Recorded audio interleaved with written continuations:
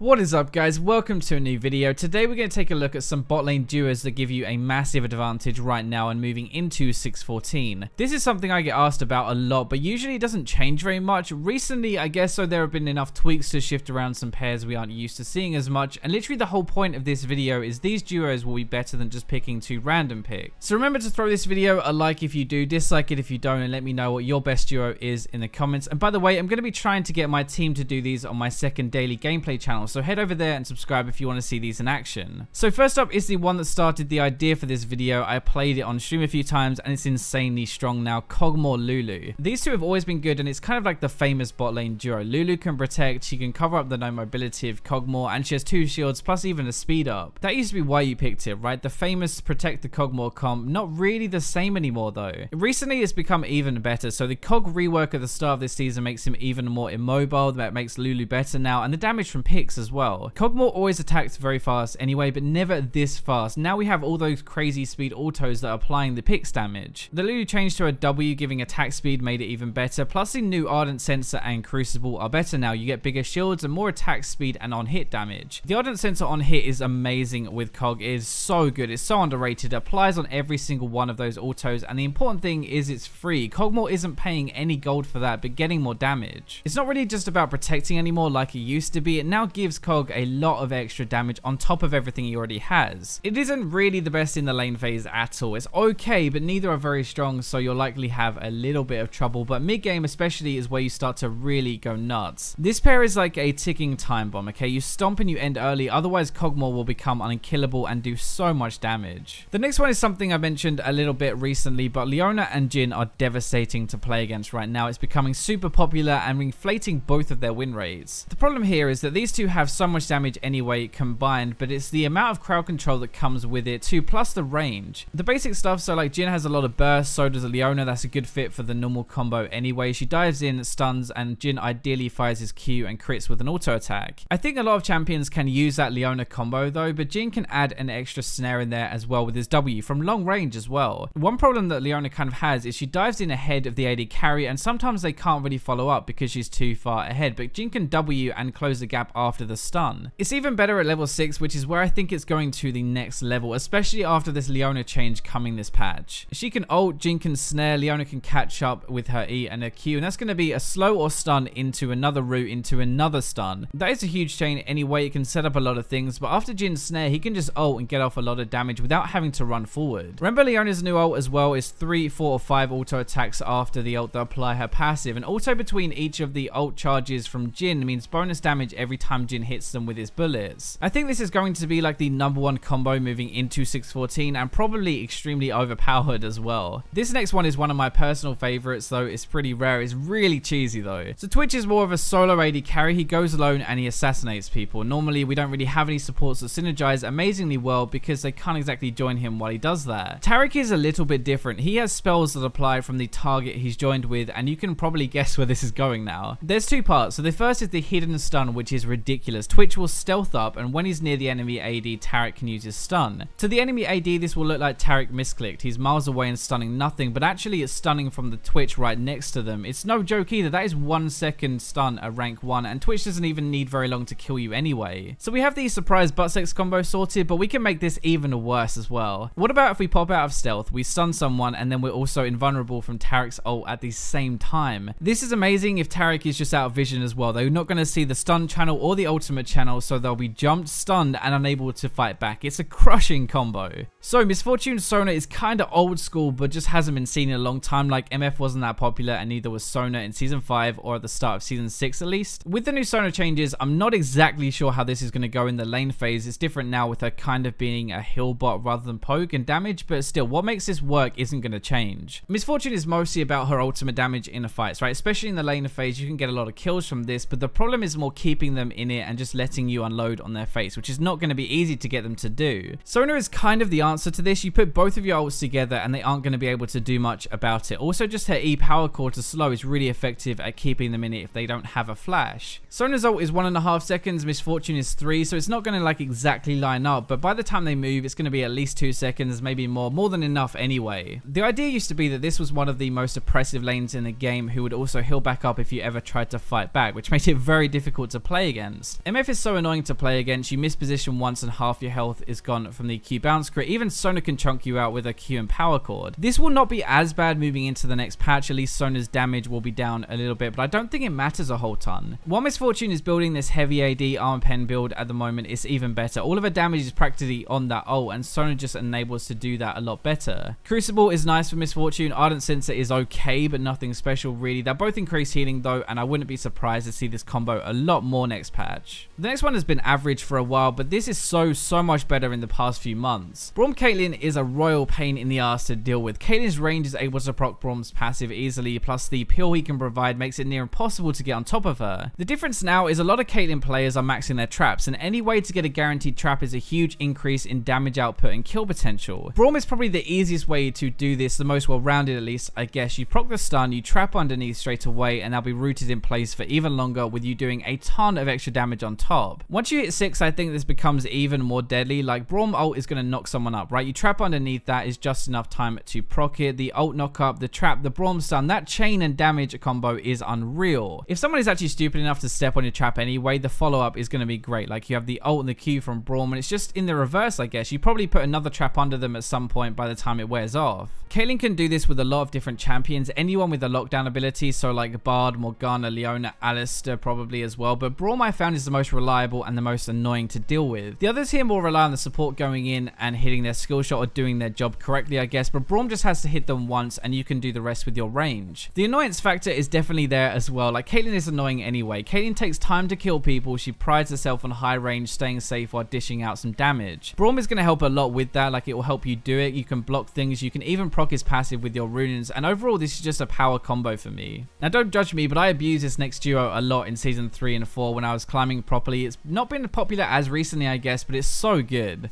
Ezreal is a very versatile champ. Like, it's why he's picked so often. He can fit with any other support and do relatively well. He can burst, he can kite, he can play defensive or aggressive, and even keep himself safe. Things that open up synergies with a lot of supports. Leona Ezreal has got to be my favorite though. This is the most aggressive out of any support pairing, I think. Leona has all the tools you really need. I play Ezreal a ton, so let's break this down from my perspective at least, why I kind of love this duo pairing. The first thing is it finally makes your W actually kind of useful in the lane. Normally this is a pointless ability to have, but it can actually proc Leona's passive. So Leona goes in, minions are in the way, there's no way for you to get your Q onto them, but it's no problem because you just W forward to get the proc damage. Your ultimate has a lot of synergy as well, so Leona is going to ult, she's going to stun, and you ult instantly for the guaranteed damage and the passive proc. Even your Q can proc the passive as well from long range. It's like a super safe trade that are really hard to return any damage onto you. It forces the focus onto Leona, which is not what they want. It's one of the best kill lanes I think you can actually run in the entire game, one of the biggest burst combos at least. The ideal situation